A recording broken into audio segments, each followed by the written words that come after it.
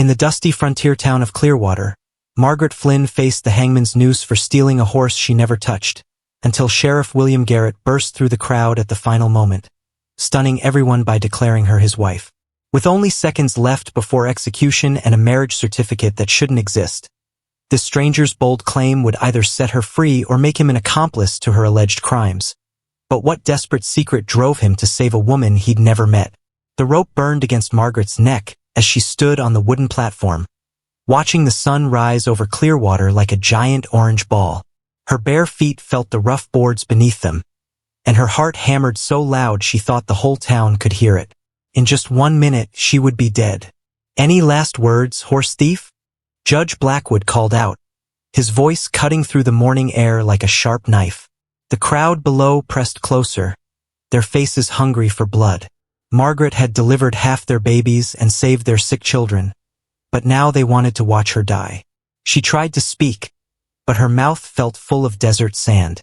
The autumn wind of 1867 carried dust and whispers through the Arizona Territory town. Everyone was talking about her, saying terrible things that weren't true. Horse killer, murderer, thief. The words stung worse than bee stings. 3 months ago, she had been the town healer. People knocked on her door at all hours, begging for help when their children burned with fever or when accidents happened at the mines. She never turned anyone away, even when they couldn't pay. Her small house was always filled with the smell of healing herbs and the sounds of grateful families. Now that same house stood empty, boarded up like a coffin. Sheriff Jameson had nailed the boards across her door himself, his hands shaking as he did it. He knew she was innocent, but the law was the law, and the jury had spoken. "Time's running out, Margaret Flynn," the judge announced, pulling out his silver pocket watch. The metal caught the sunlight and threw it back in her eyes, making her blink. 59 seconds. The executioner stepped forward, his face hidden under a black hood. His hands moved toward the lever that would drop the floor beneath her feet. Margaret closed her eyes and tried to remember better times. She thought about little Sarah Martinez, whose life she had saved during the terrible fever last winter. She remembered old Mr. Chun, who gave her his grandmother's jade bracelet after she set his broken arm. She had touched so many lives, helped so many people, but none of them stood up for her when she needed them most. The crowd grew quiet, like they were in church. Even the children stopped fidgeting and stared up at her with wide eyes. Death was coming, and everyone could feel it in the air like the smell before a storm. 45 seconds, Judge Blackwood called out. Margaret's legs felt weak, but she forced herself to stand straight. If she was going to die, she would die with dignity. She had been born poor in a wagon heading west, and she had always had to fight for everything. Her parents died when she was 12, leaving her alone in this hard land. But she had survived, learned to heal people, built a life with her own 2 hands. Now it was all ending because of lies. The horse she supposedly stole had belonged to Ezra Hawthorne, the richest man in 3 counties. His prize stallion, Thunder, was found dead in Devil's Canyon with a broken leg. Someone saw a woman riding away from Hawthorne's ranch that night, and somehow that woman became Margaret in people's minds. She had been 10 miles away, caring for Mrs. Patterson during her final illness. But Mrs. Patterson was dead now, taking Margaret's only proof of innocence to the grave. 30 seconds, the judge announced. Margaret opened her eyes and looked out at the crowd one more time. Their faces blurred together like a bad dream. Men she had patched up after bar fights. Women whose babies she had delivered safely. Children whose nightmares she had chased away with gentle words and warm milk. All of them wanting her dead. The wind picked up, making her simple gray dress flutter around her ankles. It was the same dress she had worn to help birth the judge's own grandson just 2 years ago. That baby was probably in the crowd now, watching his first execution without knowing the woman on the platform had helped bring him into the world. 20 seconds. Thunder rumbled in the distance, but the sky was clear. Margaret frowned, confused. Then the sound got louder, and she realized it wasn't thunder at all. It was something else. Something that made her heart jump with impossible hope. 15 seconds. The crowd began to murmur and turn their heads. The rumbling sound was getting closer, mixed with shouts that cut through the morning air like gunshots. Margaret strained to see what was happening, but the executioner's black hood blocked part of her view. 10 seconds. Now everyone could hear it clearly.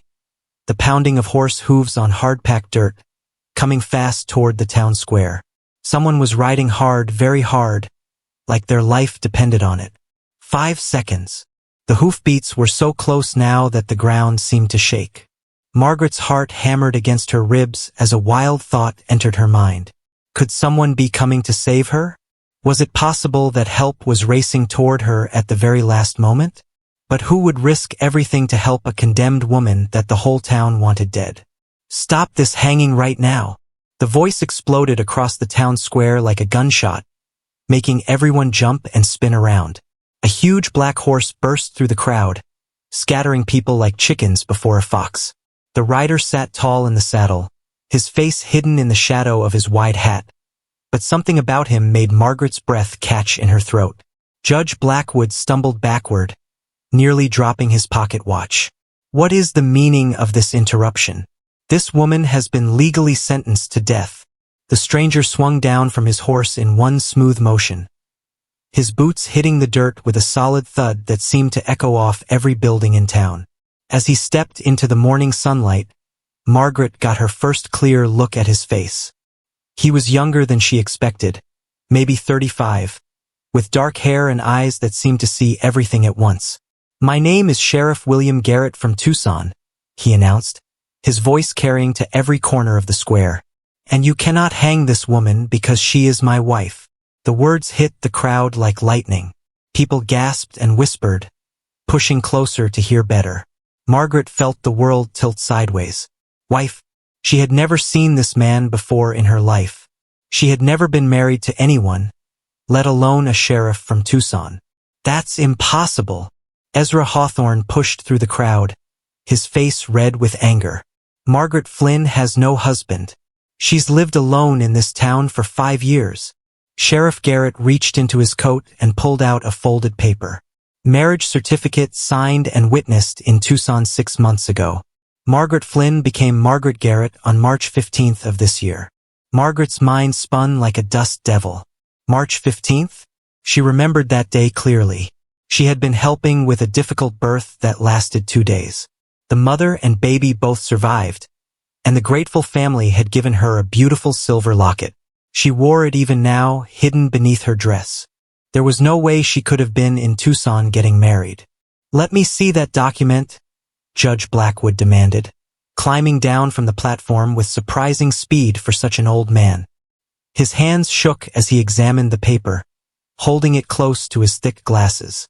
The crowd waited in breathless silence. Margaret could hear her own heartbeat pounding in her ears. The noose still hung around her neck, but the executioner had stepped back, unsure what to do. "The document appears genuine," the judge admitted reluctantly. "But this makes no sense. How can she be married to you when she's lived here alone all this time?" Sheriff Garrett's eyes met Margaret's for the first time, and she saw something there that made her shiver, not fear, but a kind of desperate determination. "My wife and I were married in secret," he said smoothly. "She returned to Clearwater to settle her affairs before joining me permanently in Tucson." "Lies!" Hawthorne spat, his weathered hands clenched into fists. "All lies. She stole my horse and killed him. I saw the tracks myself." "Did you?" Sheriff Garrett turned to face the wealthy rancher, and Margaret noticed his hand rest casually on the handle of his gun. "Because I've been investigating horse thefts across the territory for months. There's a gang operating between here and Mexico, led by a man named Jake Morrison. They've stolen at least 20 horses in the past year." Murmurs rippled through the crowd. Jake Morrison was a name some of them recognized, a drifter who had passed through town several times, always with different horses and stories that didn't quite add up. "That has nothing to do with this woman's crime," Judge Blackwood insisted, but his voice had lost some of its earlier confidence. Sheriff Garrett smiled, but it wasn't a pleasant expression. "Doesn't it?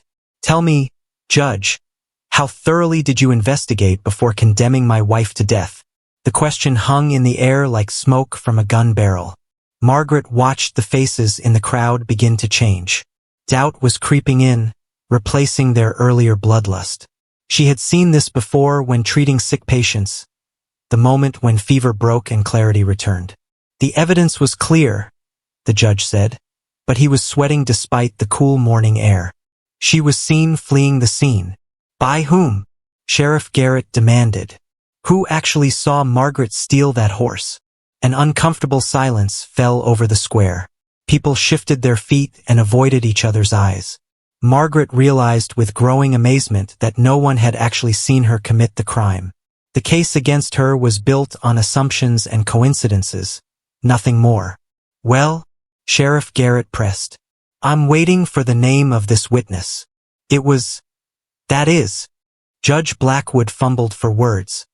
The evidence spoke for itself. The only thing speaking here is prejudice and sloppy investigation, Sheriff Garrett replied coldly. You were so eager to blame someone that you didn't bother looking for the real thieves. Margaret felt a strange mixture of hope and confusion flooding through her. This man was saving her life, but why?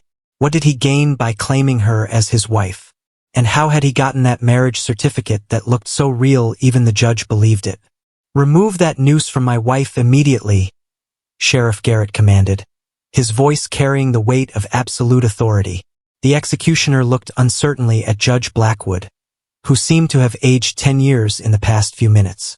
That is, if she's truly married. She is, Sheriff Garrett said firmly.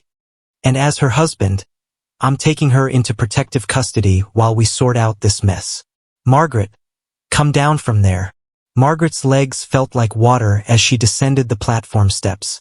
The crowd parted before her like the Red Sea, their earlier hatred replaced by confusion and growing shame. She could see it in their faces, the realization that they had been ready to kill an innocent woman based on nothing but rumors and assumptions.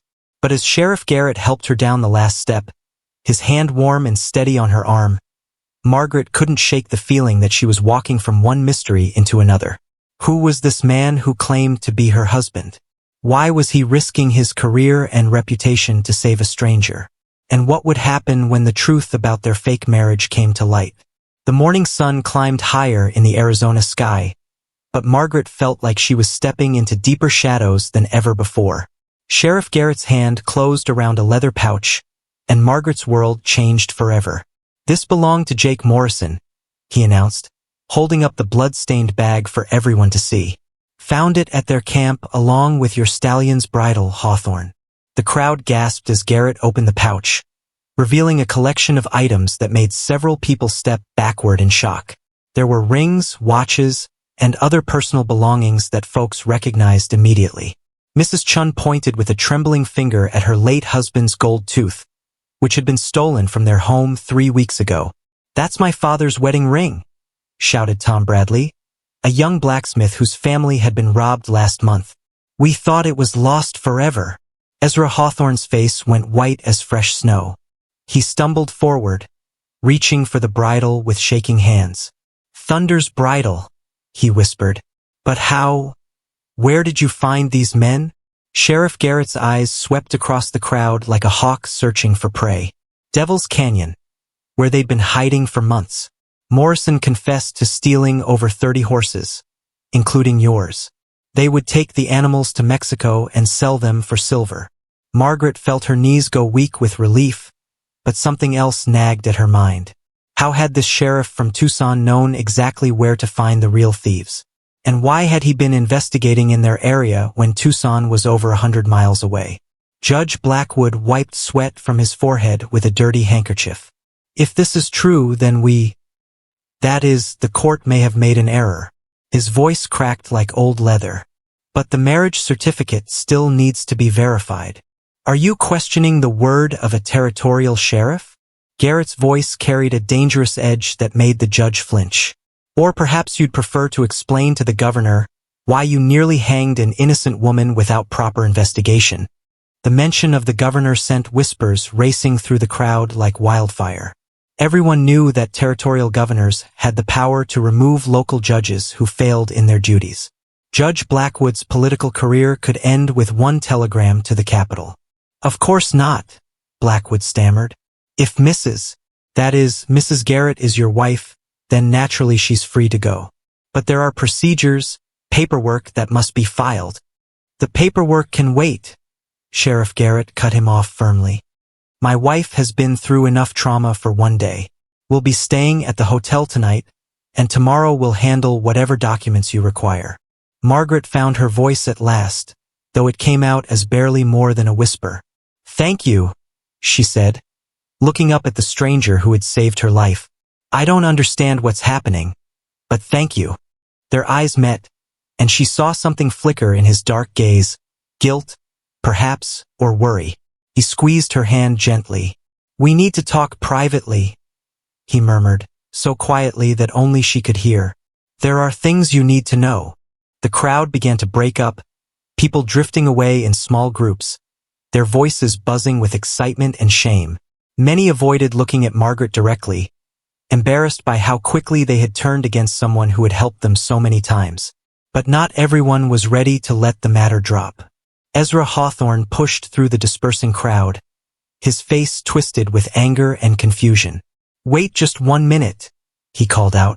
Something about this whole story doesn't sit right with me. Sheriff Garrett turned slowly, his hand still resting near his gun. What exactly are you suggesting, Hawthorne? I'm suggesting that it's mighty convenient how you showed up at the exact right moment with evidence that clears her. Hawthorne's eyes were sharp and suspicious. How did you know she was being hanged today? How did you know to look for Morrison's gang in Devil's Canyon? The questions hung in the air like smoke from a campfire. Margaret felt her stomach clench with new worry. She had been wondering the same things herself, but hearing them spoken aloud made them seem even more important. Sheriff Garrett's jaw tightened. I've been tracking Morrison for months. When I heard about the arrest in Clearwater, I investigated and realized you'd caught the wrong person. It's called good police work, Hawthorne. But how did you hear about it? Hawthorne pressed. Clearwater isn't exactly on the main road to anywhere. News doesn't travel that fast, especially not to Tucson. Margaret watched the two men face each other like gunfighters preparing to draw. The remaining crowd sensed the tension and began to gather again, drawn by the promise of more drama. I have contacts throughout the territory, Garrett replied carefully. Part of my job is staying informed about crimes that might be connected. Contacts? Hawthorne repeated, his voice heavy with disbelief.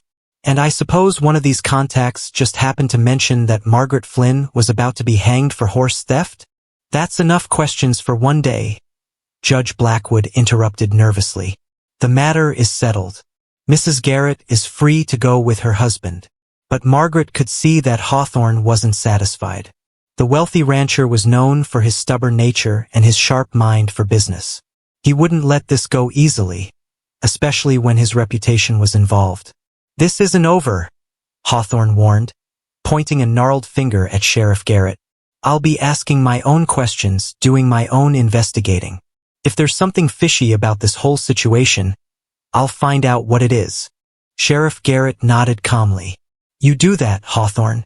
Just make sure you investigate the right people this time.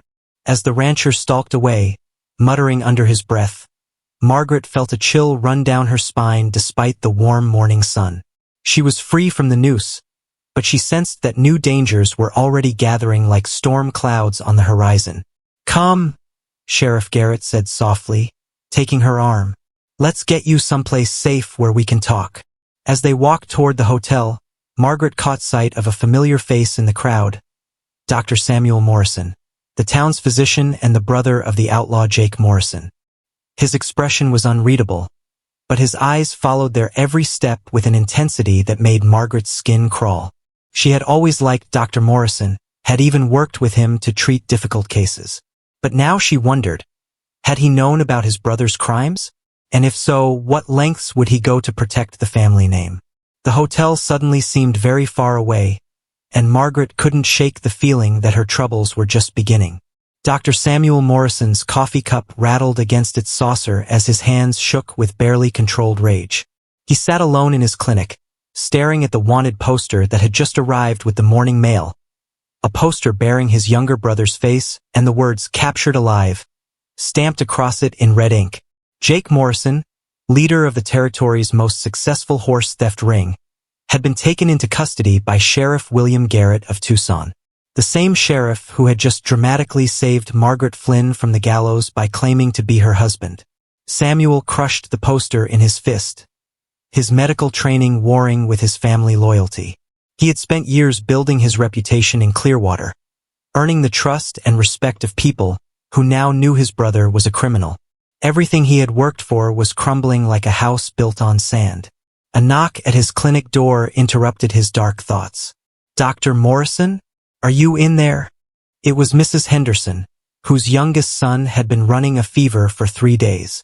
"One moment," Samuel called out, quickly hiding the wanted poster in his desk drawer. He smoothed his rumpled shirt and opened the door with a forced smile. "Good morning, Mrs. Henderson. How is little Timothy today?" The worried mother stepped inside, carrying her pale 6-year-old son in her arms. "He's getting worse, doctor.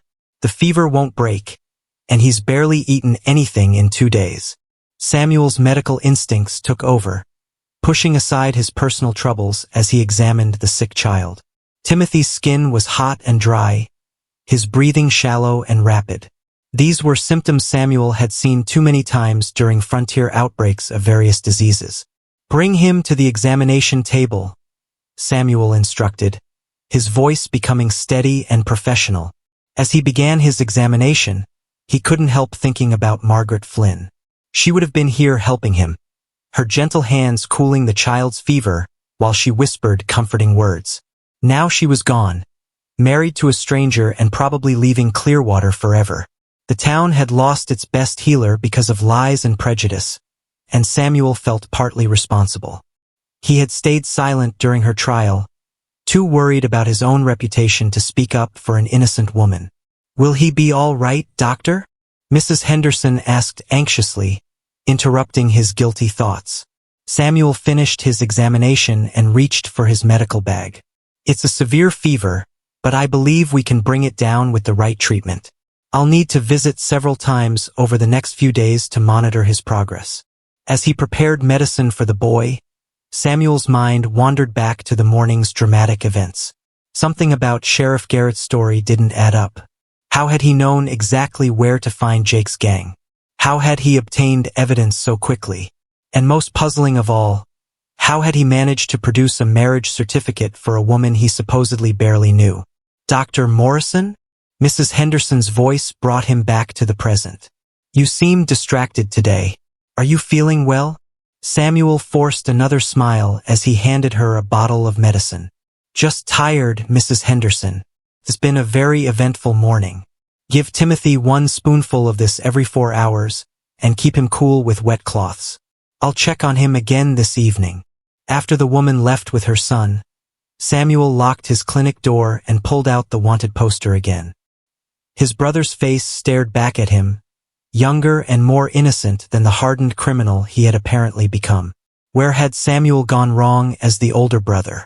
How had he failed to see the darkness growing in Jake's heart? A shadow passed by his window, and Samuel looked up to see Sheriff Garrett and Margaret walking toward the hotel. They moved slowly, like people carrying heavy burdens, and their conversation appeared intense and private. Samuel made a decision that would change everything. He grabbed his medical bag and slipped out the back door of his clinic, following the pair at a safe distance. If Sheriff Garrett was hiding something about his connection to Jake's capture, Samuel needed to know what it was.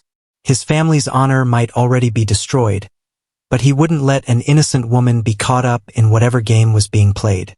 The hotel was a 2-story building at the center of town, its paint faded and its boards weathered by years of desert wind. Samuel positioned himself behind the general store across the street, where he could watch the hotel entrance without being seen. Through the hotel's front window, he could see Garrett and Margaret talking with the desk clerk. Their body language suggested tension and urgency. Margaret kept glancing toward the window, as if she expected trouble to walk through the door at any moment. Samuel's suspicions deepened when he noticed a stranger lurking near the hotel's side alley. A tall man in a black coat who seemed to be watching the building just as intently as Samuel was. The man's hand rested on his gun belt, and his eyes constantly scanned the street like a predator searching for prey. Who was this mysterious figure, and what was his interest in Sheriff Garrett and Margaret? Samuel felt a chill of premonition. The morning's drama at the gallows might have been just the beginning of a much larger and more dangerous story. As if sensing Samuel's scrutiny, the man in the black coat suddenly turned and looked directly at the general store. Their eyes met across the dusty street, and Samuel saw something that made his blood run cold: recognition, followed immediately by calculation and threat. The stranger knew who Samuel was, and more importantly, he knew about Samuel's connection to Jake Morrison. But how was that possible unless Sheriff Garrett's appearance in Clearwater wasn't the coincidence he claimed it to be? Unless there were forces at work here that none of them fully understood yet. Samuel's hands trembled as he realized that Margaret Flynn might have escaped the noose only to walk into something far more dangerous than a frontier hanging. And as the brother of an outlaw, Samuel himself might be in more danger than he had ever imagined. The stranger in the black coat smiled coldly and touched the brim of his hat in a mocking salute before disappearing into the shadows of the alley. Samuel was left with the terrible certainty that the day's events had set in motion a chain of consequences that could destroy them all. The hotel room door slammed shut behind them, and Sheriff Garrett immediately pulled out his gun, checking the bullets with practiced efficiency. Margaret's heart jumped into her throat as she watched the stranger, her supposed husband, prepare for violence as casually as most men would light a pipe. "What are you doing?" she whispered, backing against the far wall of the small, dusty room. "Why do you have your gun out?" Garrett moved to the window and carefully peered through the thin curtains at the street below. "Because we're not safe yet," he replied grimly. "Saving you from that noose was the easy part. Keeping you alive is going to be much harder." Margaret felt the blood drain from her face. "What do you mean, keeping me alive? I thought you said the Real thieves were caught. I thought this was over." "It's far from over." Garrett turned away from the window, his dark eyes filled with worry and something else she couldn't identify. "Margaret, I need to tell you something, and you're not going to like it. I'm not really your husband." The words hit her like a physical blow. She had suspected as much, but hearing it confirmed made her legs feel weak. "Then why did you claim to be? Why did you have that marriage certificate?" Garrett holstered his gun and sat heavily on the room's single chair, suddenly looking older than his years. "Because 3 days ago, Jake Morrison told me something before he died. Something that puts your life in terrible danger." "Died?" Margaret gasped. "I thought you said he was captured alive." "He was captured alive," Garrett said quietly, "but he died in custody under suspicious circumstances. Right after he told me that the horse theft was just a cover for something much bigger. Something involving people in this town who have a lot to lose if the truth comes out."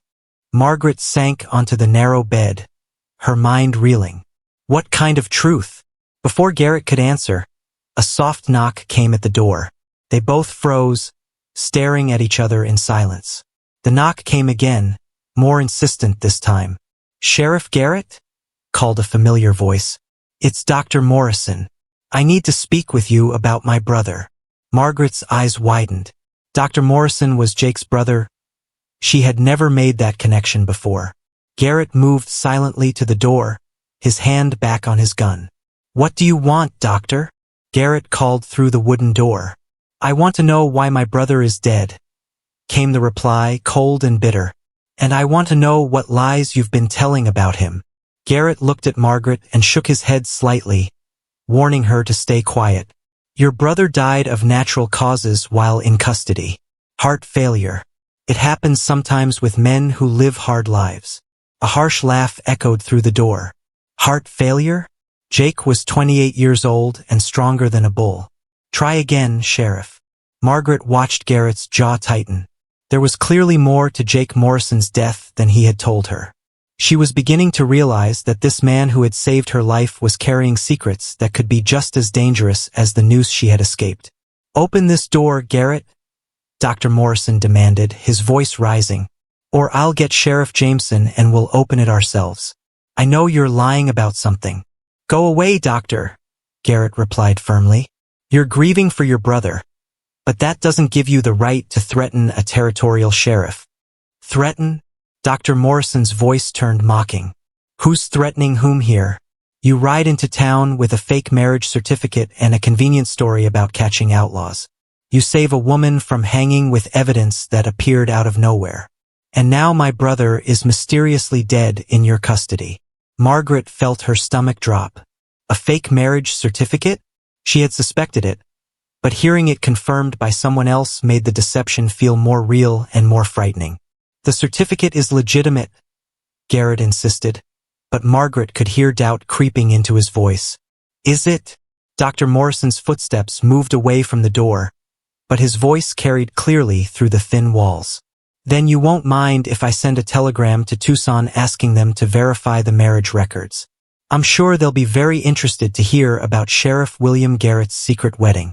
The threat hung in the air like smoke from a gun. Margaret watched Garrett's face go pale as he realized his deception was about to be exposed. If the authorities in Tucson had no record of the marriage, the truth would come out quickly. You have until tomorrow morning, Dr. Morrison called out as his footsteps faded down the hallway. Then I'm sending that telegram whether you cooperate or not. When the sound of his footsteps disappeared completely, Garrett slumped against the door as if all the strength had gone out of him. Margaret stared at him, her mind spinning with questions and fears. The marriage certificate really is fake, isn't it? She asked quietly. Garrett nodded slowly. I had it forged in Tucson before I came here. It was the only way I could think of to save your life. But why? Margaret stood up, pacing the small room like a caged animal. Why would you risk your career, your reputation, everything to save a stranger? What aren't you telling me? Garrett was quiet for a long moment, staring at his hands. When he finally looked up, Margaret saw pain and guilt written across his features. Because Jake Morrison didn't steal Ezra Hawthorne's horse, he said quietly. I did. The confession hit Margaret like a physical blow. She staggered backward, grabbing the bedpost for support. You? But why would you steal a horse and let me be blamed for it? I didn't know you would be blamed, Garrett said quickly. I took the horse because I needed to get to Jake's camp quickly and quietly. My own horse had gone lame, and Thunder was the fastest animal in the territory. I planned to return him, but when I got to Devil's Canyon, there was a gunfight. Jake's gang was already breaking up, and Thunder got caught in the crossfire. Margaret felt sick to her stomach. So when you found Jake's camp, you were really returning to the scene of your own crime. It wasn't supposed to happen that way, Garrett insisted, standing up and moving toward her. I was investigating the gang on official business. I needed that horse to catch dangerous criminals. But when I heard you'd been arrested for the theft, I knew I had to do something. So you decided to lie and claim I was your wife? Margaret's voice rose with anger and disbelief. Do you have any idea what you've done to my life? I can never go back to being who I was. Everyone will always wonder about the mysterious husband who appeared and disappeared. I know, Garrett said miserably. I know I've ruined everything for you, but I couldn't let an innocent woman hang for my mistake. Margaret turned away from him, staring out the window at the town that had been her home for 5 years. People were going about their daily business in the street below, unaware that the woman they had nearly executed was hiding in the hotel above them, learning that her rescue was built on more lies. What happens now? She asked without turning around. When Dr. Morrison sends that telegram and discovers there's no record of our marriage, what then? Garrett was quiet for so long that she finally turned to look at him. He was staring at the floor, his shoulders slumped with defeat. Then I'll have to tell the truth, he said finally. I'll confess to stealing the horse and face the consequences. At least then you'll be completely cleared. And what about me? Margaret asked. What happens to the woman who was supposedly married to a horse thief and a liar? Do you think this town will ever trust me again? Before Garrett could answer, the sound of breaking glass came from somewhere downstairs, followed by shouting and running footsteps. They both rushed to the window and saw a crowd gathering in the street, their voices angry and excited. What's happening? Margaret whispered. Garrett's face went grim as he watched the crowd grow larger and more agitated. I think Dr. Morrison isn't the only one who has questions about our story, and I don't think they're planning to wait until tomorrow for answers. Fire blazed through the hotel's front window as Margaret and Garrett watched in horror from their second-floor room. The angry crowd below had grown to nearly 50 people, their faces twisted with rage and betrayal in the flickering light of their torches. "Come out, you liars!" Ezra Hawthorne's voice boomed above the chaos. "We know the marriage is fake. We know you've been playing us for fools." Margaret's hands shook as she gripped the window frame. How did they find out so fast? Dr. Morrison said he wouldn't send the telegram until tomorrow. Garrett moved away from the window, his face grim. He didn't need to send a telegram. Look there, by the general store. Margaret squinted through the smoke and saw a figure on horseback at the edge of the crowd. A man in a black coat who sat perfectly still while chaos erupted around him. Even from a distance, there was something unsettling about his calm presence in the middle of such violence. "Who is that?" she whispered. "Federal Marshal Kane Bradley," Garrett replied, and his voice carried a fear she hadn't heard before. "He's been tracking me for weeks. I think he's been waiting for me to make a mistake big enough to destroy my career." The pieces began falling into place in Margaret's mind like dominoes. "You're not just a sheriff, are you? You're running from something. That's why you risked everything to save me. Because you're already a wanted man." Before Garrett could answer, the hotel's front door burst open downstairs, and heavy footsteps thundered up the wooden stairs. Margaret could hear Sheriff Jameson's voice trying to calm the crowd, but he was clearly outnumbered and overwhelmed. "This way." Garrett grabbed Margaret's arm and pulled her toward the room's single window. "There's a roof below us. We can climb down to the alley." "I'm not going anywhere with you." Margaret pulled back, her anger finally overcoming her fear. "You've lied to me about everything. How do I know this isn't just another trick?" "Because if we don't leave right now, we're both going to die," Garrett said bluntly. "That crowd isn't just angry about a fake marriage. They think we're partners in the horse thefts. They want blood, and they don't much care whose." A fist pounded on their door, followed by Ezra Hawthorne's furious voice. "Open up in there. We want answers, and we want them now." Margaret looked from the door to the window, weighing her options. Stay and face a lynch mob that had already proven they were willing to hang her once, or flee with a man who had lied about everything from the moment they met. "Margaret Flynn." Dr. Morrison's voice joined Hawthorne's. "I know you're in there. Come out and tell us the truth about your so-called husband." "The truth," Margaret called back through the door, surprising both herself and Garrett with her sudden boldness. "The truth is that none of you cared about the truth when you were ready to hang me this morning." "That was different," Dr. Morrison replied. "We had evidence then." "You had rumors and assumptions," Margaret shot back. "Just like you do now. You're so eager to blame someone that you don't bother looking for real answers." Garrett stared at her with newfound respect. "You don't have to defend me," he said quietly. "I've brought nothing but trouble to your life." "I'm not defending you," Margaret replied, moving to the window and looking down at the narrow ledge below. "I'm defending myself. I'm tired of letting other people decide what my life is worth." The pounding on the door grew more violent, and Margaret could hear the wood beginning to splinter. In another minute or two, the crowd would break through. "All right," she said, climbing onto the windowsill. "But if we're doing this, we're doing it on my terms. I want the whole truth, starting with why a federal marshal is hunting you." Garrett followed her onto the ledge, and they began making their way carefully toward the alley. The roof tiles were slippery with evening dew, and Margaret's simple dress made the climbing awkward and dangerous. "I used to work for Marshal Bradley," Garrett explained as they slowly descended.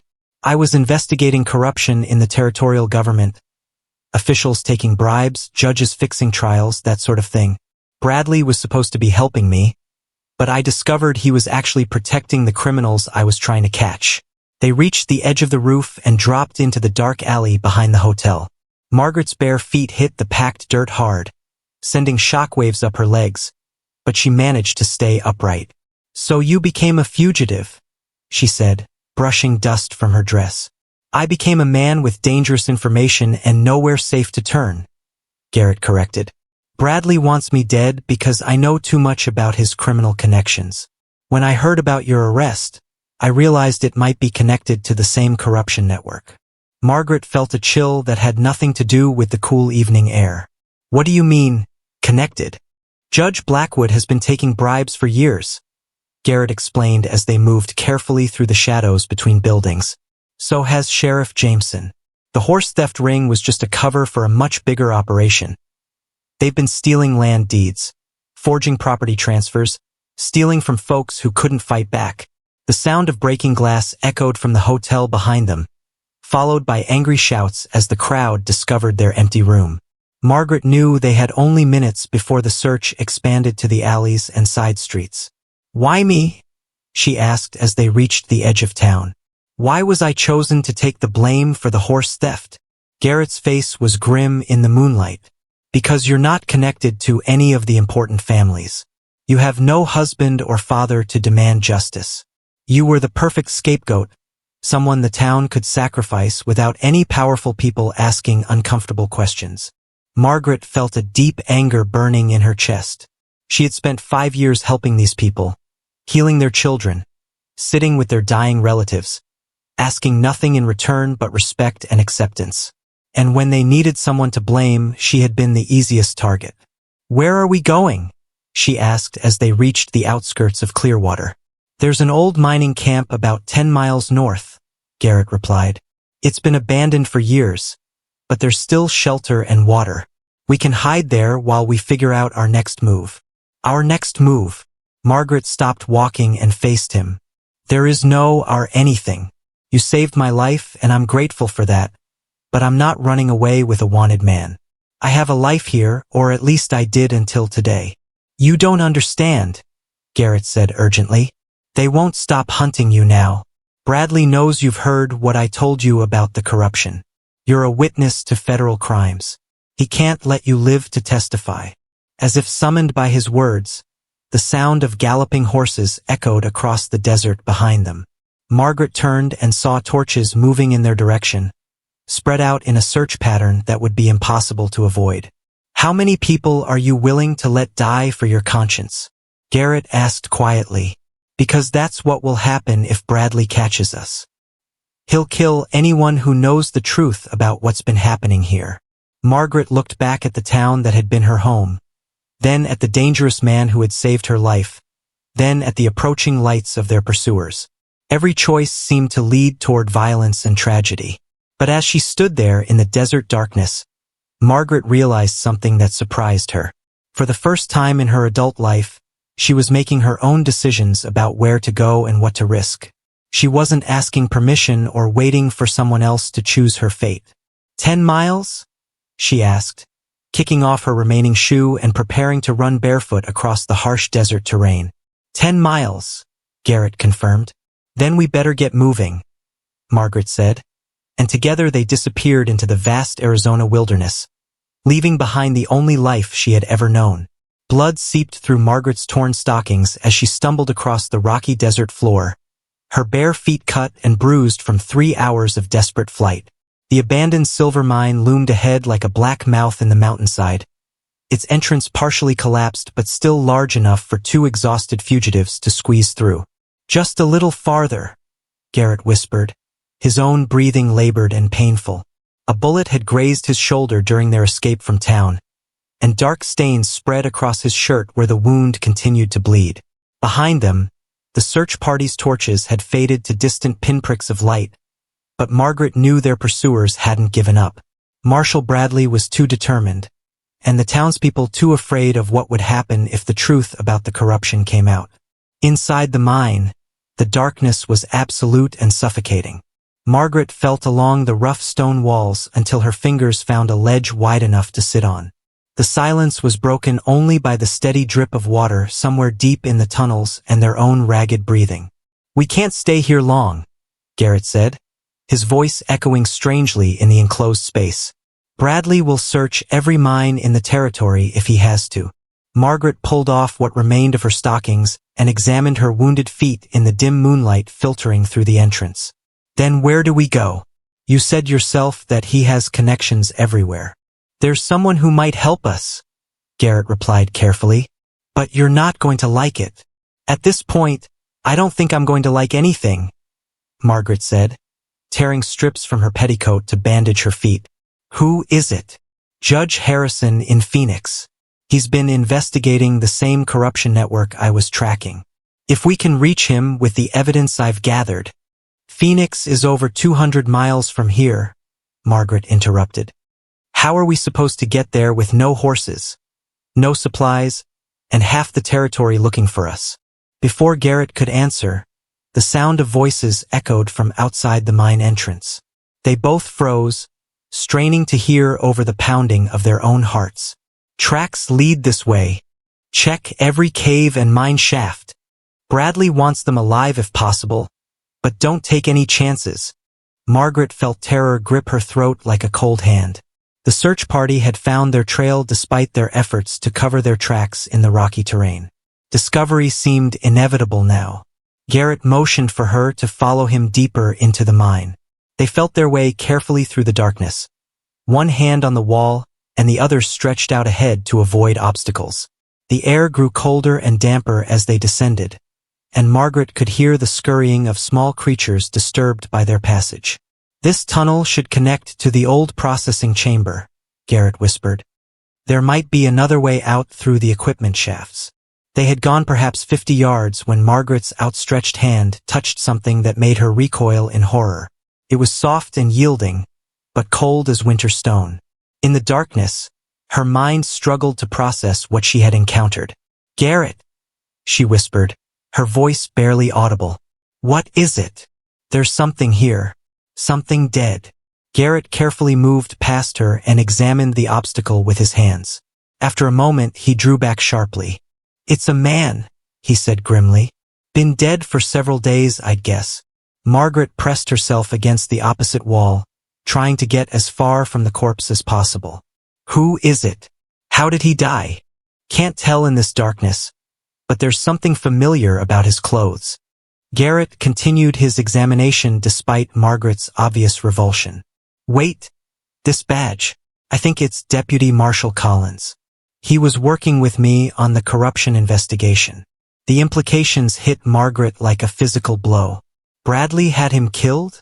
Looks that way. Collins must have discovered something that made him too dangerous to leave alive. Garrett's voice carried a mixture of anger and fear. This proves that Bradley will kill anyone who threatens his operation. The voices outside were getting closer now, and Margaret could see the flicker of torchlight beginning to penetrate the mine entrance. They had perhaps minutes before their hiding place was discovered. There, Garrett pointed to a narrow opening in the far wall. That looks like a ventilation shaft. It might lead to the surface. The opening was barely wide enough for a person to squeeze through, and Margaret couldn't see where it led. But with the search party closing in and a dead man blocking the main tunnel, they had no other choice. You go first, she whispered. No, if there's danger on the other side, I should. Go first, Margaret insisted firmly. If something happens to you, I need to know immediately so I can find another way out. Garrett nodded and began squeezing through the narrow opening. Margaret waited, listening to his progress and the approaching voices of their hunters. Every sound seemed magnified in the enclosed space, the scrape of clothing against stone, the whisper of disturbed dust, the distant echo of footsteps in the main tunnel. It opens up ahead. Garrett's voice came back to her, muffled but relieved. There's fresh air coming from somewhere. Margaret began her own journey through the shaft, her torn dress catching on every rough edge. The stones scraped against her back and shoulders, and she had to fight down waves of panic as the walls seemed to close in around her. Halfway through, she heard clear voices from the main tunnel behind her. Fresh blood on the rocks here. They've been through recently. Bradley's not going to be happy if we lose them. Margaret forced herself to move faster, ignoring the pain as sharp stones tore at her clothes and skin. The alternative capture by Bradley's men was far worse than any physical discomfort. She emerged from the shaft to find herself in a natural cave, much larger than the mine tunnel but still completely dark. Garrett's hand found hers in the blackness and guided her toward what felt like another opening. "This way," he whispered. "I can feel air movement." They climbed steadily upward through a series of connected caves. Their hands and knees scraped raw by the rough stone. Margaret lost all sense of time and direction in the absolute darkness, following Garrett's lead and trusting that he could navigate better than she could. Finally, after what felt like hours but was probably only minutes, she saw a faint glow ahead. Not the warm yellow light of torches, but the cool silver of moonlight filtering down from above. They emerged onto a narrow ledge halfway up the mountain, with a clear view of the valley below. The abandoned mine was perhaps a quarter-mile away, and they could see torches moving in and out of the entrance as the search party explored the tunnels they had just escaped. "They'll figure out we went through the shaft eventually," Garrett said, examining his wounded shoulder in the moonlight. "We need to keep moving." Margaret looked out at the vast desert stretching in all directions, dotted with mountains and mesas that offered both hiding places and deadly obstacles. Phoenix lay somewhere to the south, but the journey would take them through some of the harshest territory in the American West. "We'll die out there without water and supplies," she said quietly.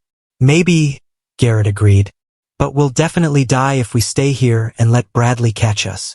As if to emphasize his point, shouts echoed from the mine below. The search party had found Deputy Marshal Collins's body and were realizing that their quarry had discovered the ventilation shaft. "They know where we went," Margaret observed. "How long before they follow us up here?" "Not long," Garrett replied grimly. "Bradley's men are experienced trackers, but we have one advantage they don't expect." "What's that?" Garrett smiled for the first time since she had met him, and in the moonlight she saw not the desperate fugitive she had been fleeing with, but a man who had spent years surviving in dangerous situations. "You're not the helpless town healer they think you are," he said. "You've been living on the frontier for 5 years, dealing with emergencies and life-or-death situations every day. You're stronger than they know." Margaret looked down at her torn dress, her bleeding feet, her scraped and dirty hands. She didn't feel strong. She felt terrified and exhausted and completely out of her depth. But as she watched the torches moving below and heard the distant sounds of pursuit, something hardened inside her chest. These men had tried to hang her for a crime she didn't commit. They had burned her out of the only home she had known. They had forced her to become a fugitive in the wilderness. "Which way to Phoenix?" she asked. Dawn painted the desert in shades of gold and crimson as Margaret crouched behind a cluster of beryl cacti, watching 3 riders approach the waterhole where she and Garrett had hoped to refill their empty canteens. The men wore the distinctive black hats and silver badges of federal marshals, but Margaret had learned not to trust badges anymore. "That's Deputy Marshal Henderson in the middle," Garrett whispered from his hiding spot 10 yards away. "He's one of Bradley's men. The other 2 I don't recognize, but if they're riding with Henderson, they're not here to help us." Margaret's lips were cracked from thirst, and her tongue felt thick and swollen in her mouth. They had been walking for 18 hours through the brutal desert heat, and the small amount of water they had found in the abandoned mine was long gone. The spring ahead of them represented their only chance of survival, but it was now guarded by armed men who wanted them dead. "Can we go around them?" she asked, though she already knew the answer. The next reliable water source was at least 20 miles away, and they wouldn't survive that long without drinking something soon. "Not without horses," Garrett replied. "We'll have to wait them out and hope they move on." The 3 marshals dismounted and began watering their horses, their movements casual and unhurried. They clearly weren't planning to leave anytime soon. Margaret watched them with growing desperation, calculating how long she could survive in the desert heat without water. "There's something else," Garrett said quietly. "I recognize those horses. The black mare belongs to Dr. Morrison." Margaret felt her stomach clench with dread. "Dr. Morrison is with them?" "Either with them or dead," Garrett confirmed grimly. "Either way, it means they've been questioning people in town, finding out who might have helped us or who knows about the corruption." A new sound reached their ears, the approach of more riders from the east. Margaret counted at least 6 horses, their hoofbeats echoing off the rocky walls of the narrow canyon. Bradley's net was closing around them like a trap. "We have to move," Garrett said. But Margaret could hear the desperation in his voice. There was nowhere to go that wouldn't expose them to the approaching riders. The new group crested the ridge above the waterhole, and Margaret's heart sank as she recognized Marshal Bradley himself leading the party.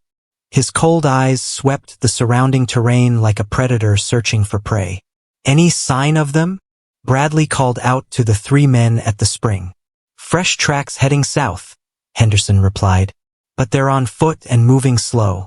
Can't be more than a few hours ahead of us." Bradley dismounted and examined the ground around the spring, his experienced gaze taking in details that Margaret couldn't even see from her hiding place. "They've been here," he announced after a moment. "Probably last night, judging by these footprints." Margaret's blood turned to ice. She was certain they had been careful to avoid leaving tracks near the waterhole, but apparently not careful enough to fool an experienced tracker like Bradley. "Spread out in pairs," Bradley ordered his men. "Search every hiding place within a mile of this spring. They're here somewhere, and they're probably watching us right now." The marshals began to fan out across the desert floor, moving systematically from one potential hiding place to another. Margaret realized with growing terror that they would be discovered within minutes. "When they find us," Garrett whispered, "run south toward those rocks. Don't stop, don't look back, don't try to help me. Just run." "I'm not leaving you," Margaret replied firmly. "You have to. The evidence about the corruption is hidden in my saddlebags back in Tucson. If something happens to me, you're the only one who can get it to Judge Harrison." Before Margaret could respond, the sound of approaching footsteps made them both freeze. Deputy Marshal Henderson was walking directly toward their cluster of cacti, his hand resting on his gun butt. "Come out," Henderson called softly. "We know you're there. Make this easy on yourselves." Margaret held her breath, praying that the marshal was bluffing, but his steady approach suggested he had spotted something that gave away their position. Perhaps a piece of torn fabric from her dress, or a footprint they had missed, or simply the movement of disturbed vegetation. "Last chance," Henderson warned, now only 20 feet away. "Come out with your hands up, and maybe we can work something out." Garrett looked at Margaret with eyes full of regret and determination.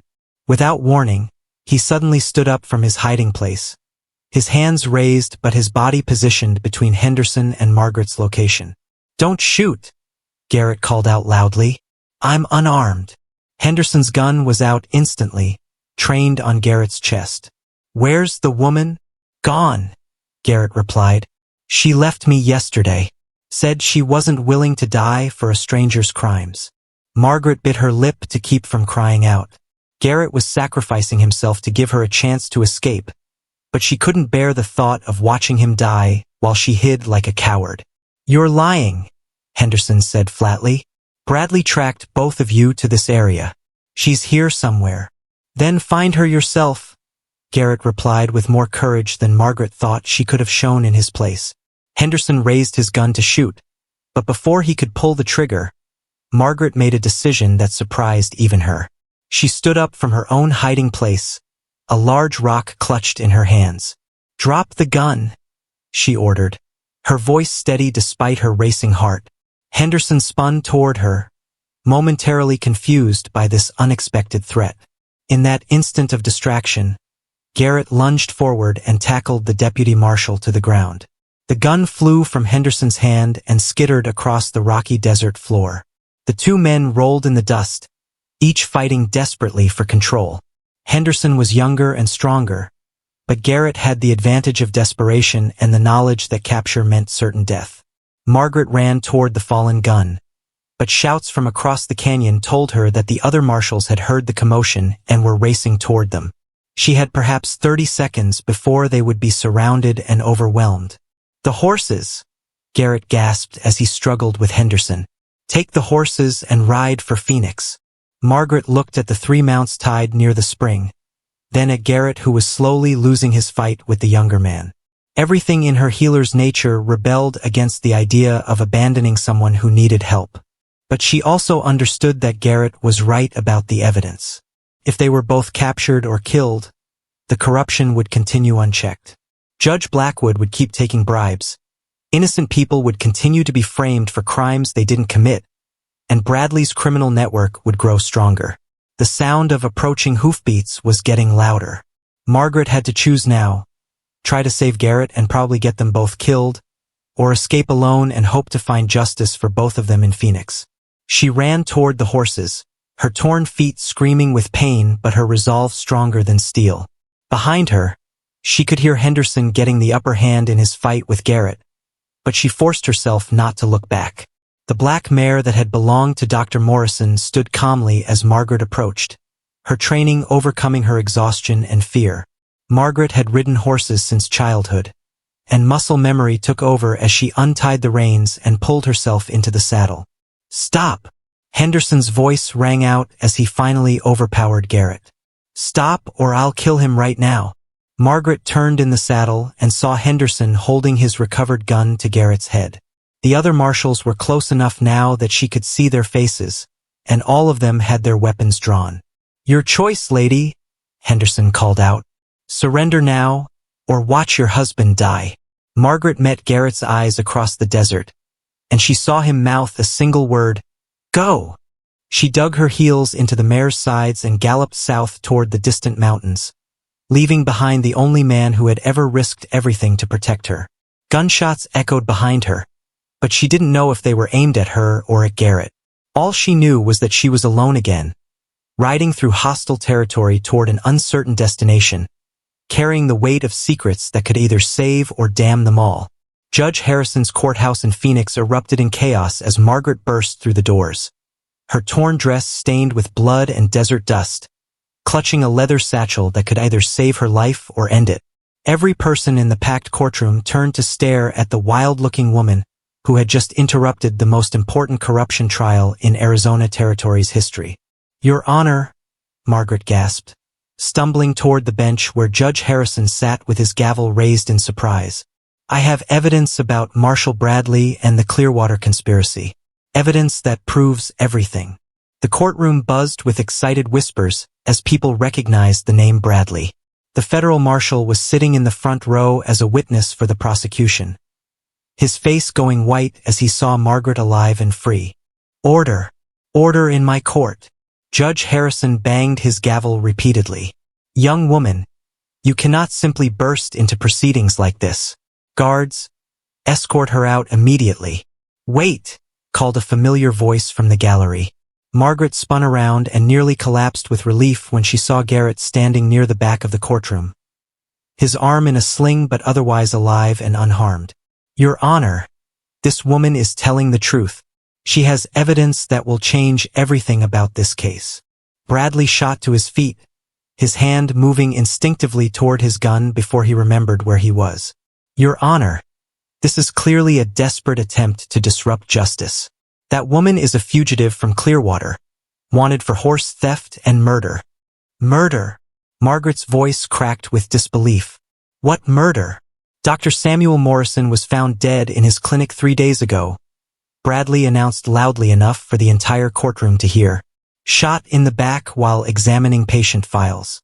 The townspeople of Clearwater are certain you killed him to cover up your crimes." Margaret felt the world tilt around her. Dr. Morrison had been alive when she and Garrett escaped from the hotel. He had been the one asking questions about their fake marriage, threatening to expose their deception. Now he was dead, and she was being blamed for another crime she didn't commit.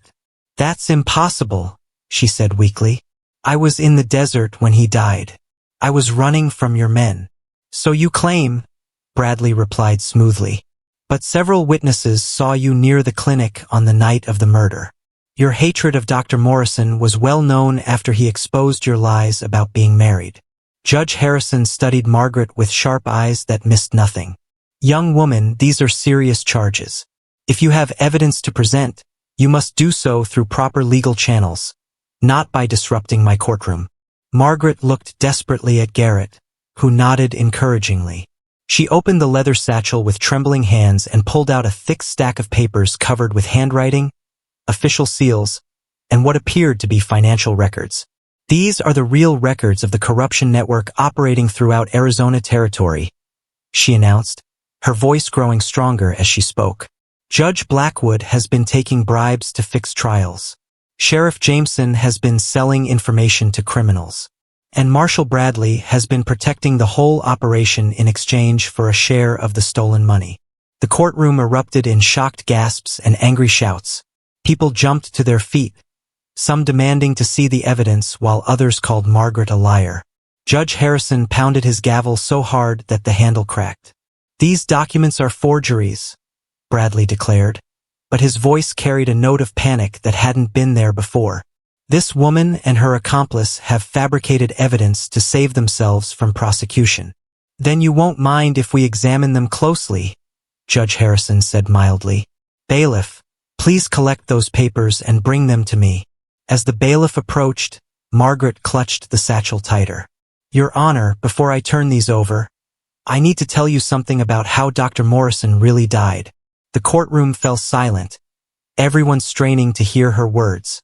Margaret looked directly at Bradley, whose face had gone gray with worry.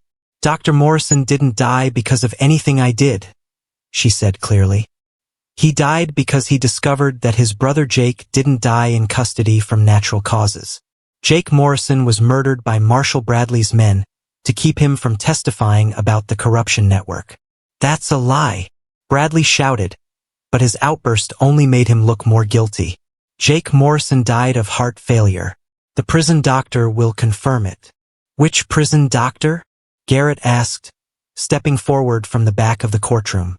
"The one who was paid to falsify the death certificate? Or the one who actually examined the body and found the poison in Jake's system?" Margaret stared at Garrett in amazement. She hadn't known about any poison, but his confident words suggested he had uncovered even more evidence than what was in the satchel. Judge Harrison was examining the papers now, his experienced eyes scanning financial records and correspondence that painted a picture of systematic corruption. "These appear genuine," he said slowly. "The seals are correct, the handwriting matches samples I have on file, and the financial details are too specific to be fabricated. How do we know this woman didn't steal those documents?" Bradley demanded, but his voice was growing more desperate with each word. "She's a known thief and murderer. Nothing she says can be trusted." "Actually," said a new voice from the courtroom in trance, "Mrs. Garrett's character has already been vouched for by several reliable witnesses." Everyone turned to see Sheriff Jameson from Clearwater walking down the aisle, his badge removed and his hands cuffed behind his back. He was accompanied by 2 territorial marshals who clearly weren't part of Bradley's corrupt network. "Sheriff Jameson has agreed to testify about the corruption in exchange for a reduced sentence," one of the marshals announced. "He's provided detailed information about bribes, fixed trials, and the murder of Jake Morrison." Margaret's legs gave out, and she sank into the nearest chair as the full scope of what was happening became clear. The corruption network was finally being exposed. The truth about Jake Morrison's death was coming to light, and she was no longer a fugitive running for her life. But even as relief flooded through her, Margaret couldn't shake the feeling that something was still wrong. Dr. Morrison was still dead, and someone had killed him. If it wasn't her and it wasn't part of Bradley's cleanup operation, then who had murdered the doctor and why? "Your Honor," she said, standing up again on shaking legs, "I need to know who really killed Dr. Morrison. Someone murdered him and tried to blame me for it. Until we find the real killer, I'll never be safe." Judge Harrison nodded gravely. "That investigation will continue, Mrs. Garrett. But for now, these corruption charges take precedence. Marshal Bradley, you're under arrest for conspiracy, bribery, and murder." As the federal marshal was led away in handcuffs, Margaret finally allowed herself to believe that the nightmare might be ending. But she couldn't forget the look of hatred in Bradley's eyes as he passed her chair, or his whispered words that only she could hear. "This isn't over. You have no idea how many people want you dead." The threat sent chills down Margaret's spine, reminding her that even with Bradley in custody, she still had enemies who wouldn't rest until she was silenced forever. Margaret's hands trembled as she read the telegram that had just arrived at Judge Harrison's office, its words destroying everything she thought she knew about her rescue and her supposed husband. The message was from the real Sheriff William Garrett in Tucson, who was very much alive and had never heard of Margaret Flynn. "I don't understand," she whispered, looking up at the man who had saved her life and claimed to be her husband. "If you're not really Sheriff Garrett, then who are you?" The man she had known as Garrett sat across from Judge Harrison's desk, his arms still in a sling from their desert ordeal. For the first time since she had met him, his confident mask slipped, revealing something that looked like shame and regret. "My real name is Daniel Cooper," he said quietly. "I was a territorial investigator working undercover to expose the corruption network. I took Garrett's identity because I needed official authority to save your life." Judge Harrison leaned back in his chair, studying Cooper with sharp eyes. "So you committed fraud, impersonation of a federal officer, and forgery of legal documents. Even if your motives were noble, Mr. Cooper, you've broken several serious laws." Margaret felt as if the ground was shifting beneath her feet again. "So our marriage really is completely fake? There's no legal connection between us at all?" "No," Cooper admitted, unable to meet her eyes. "I had the certificate forged because it was the only way I could think of to stop your execution. I knew that if I claimed you as my wife, they would have to postpone the hanging until your marital status could be verified. And you thought you could solve the corruption case before anyone discovered the deception," Judge Harrison observed. "A risky gamble, Mr. Cooper." "It was the only option I had," Cooper replied. "Margaret was going to die for a crime she didn't commit, and I knew who the real criminals were. I couldn't let an innocent woman hang while I followed proper procedures." Margaret stood up and walked to the window, looking out at the busy streets of Phoenix. After everything they had been through together, the desperate flight through the desert, the constant danger, the growing trust between them, it was all based on lies and deception. "What happens now?" she asked without turning around. "Bradley is in jail, the corruption network is exposed, but I'm still a woman with no home, no family, and no legal identity. Everyone in Clearwater thinks I'm a murderer." "About that," Judge Harrison said, opening another folder on his desk, "we've made some progress on Dr. Morrison's murder case. It turns out the good doctor had been investigating his brother's death on his own. He discovered evidence that Jake Morrison was indeed poisoned, and he was planning to testify against Bradley." Margaret turned back to face the judge. "So Bradley had him killed to keep him quiet?" "Not Bradley directly," Harrison replied, "but one of his associates, a man named Vincent Cray who specialized in making problems disappear. Cray has been arrested in El Paso, and he's already confessed to killing Dr. Morrison." Relief washed over Margaret like cool water in the desert. She was finally cleared of all charges, free to rebuild her life without the shadow of false accusations hanging over her. "There's more," Judge Harrison continued. "The territorial government is prepared to offer you compensation for the injustice you suffered. A sum of money that would allow you to start fresh wherever you choose." "And what about me?" Cooper asked quietly. "What charges will I face for impersonating a federal officer?" Judge Harrison was quiet for a long moment, weighing his decision. "Under normal circumstances, Mr. Cooper, you would face several years in prison. However, given that your actions exposed a major corruption network and saved an innocent woman's life, I'm inclined to be lenient." "What does that mean?" Margaret asked. "It means Mr. Cooper will serve 6 months in territorial prison, followed by 2 years of supervised probation. He'll also be barred from ever serving in law enforcement again."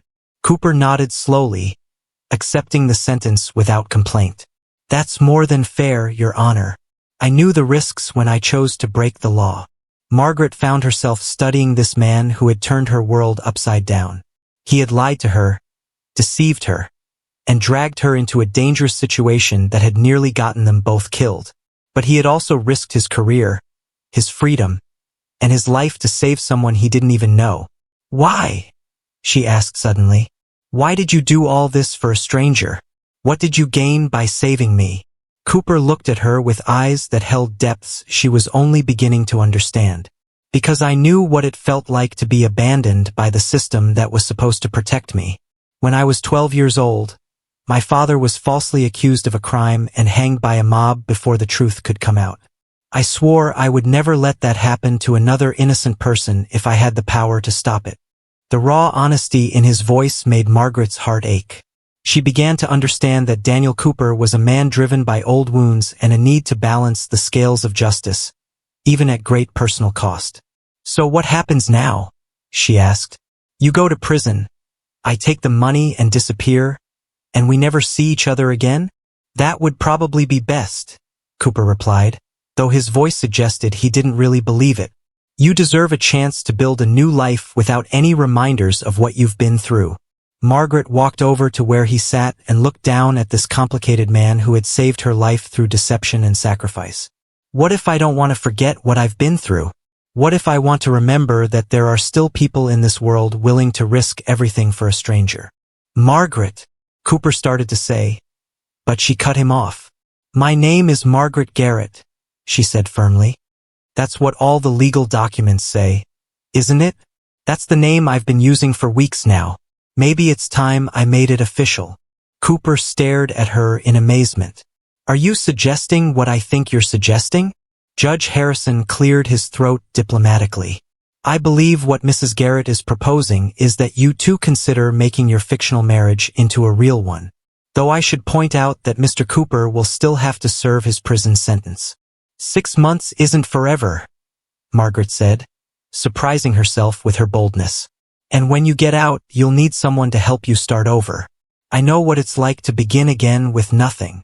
Cooper reached out and took her hand, his touch gentle and warm. "Are you sure? After everything I've put you through, you want to tie your life to mine?" Margaret thought about the question seriously. She thought about the scared woman who had stood on the gallows just days ago, certain that her life was over. She thought about the strength she had discovered in herself during their desperate flight through the desert. She thought about the way Cooper had protected her even when it meant sacrificing himself. "I'm sure," she said finally. "We've already been through the worst together.